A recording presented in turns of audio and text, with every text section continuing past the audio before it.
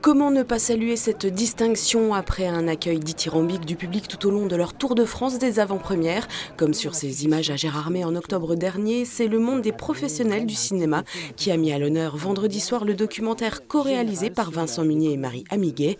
L'actualité en bref, c'est donc le César du meilleur film documentaire qui a été attribué à La Panthère des Neiges. Il retrace le voyage sur les hauts plateaux tibétains du photographe vosgien et de l'écrivain Sylvain Tesson, parti sur les traces de l'insaisissable Panthère des Neiges, une récompense qui s'ajoute au prix Lumière déjà remporté en janvier et au succès populaire. Selon les chiffres du dernier box-office, le documentaire comptabilise à ce jour plus de 587 000 entrées dans les salles françaises, avec une carrière internationale à venir puisqu'il devrait sortir dans une vingtaine de pays.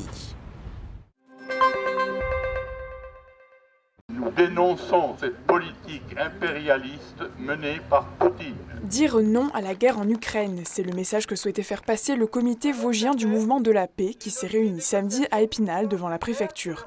Une mobilisation qui a rassemblé plus de 80 personnes, parmi lesquelles des représentants de l'antenne locale de l'Association républicaine des anciens combattants, la CGT ou encore la France insoumise. Une manifestation pour exiger un retrait immédiat des forces russes en Ukraine, un arrêt de l'extension de l'OTAN et l'application du droit des peuples à disposer d'eux-mêmes. Ce mouvement pour la paix se tenait simultanément à Épinal, donc à Remiremont et à Saint-Dié. Les organisateurs appellent à se réunir désormais chaque samedi tant que le conflit n'aura pas pris fin en Ukraine.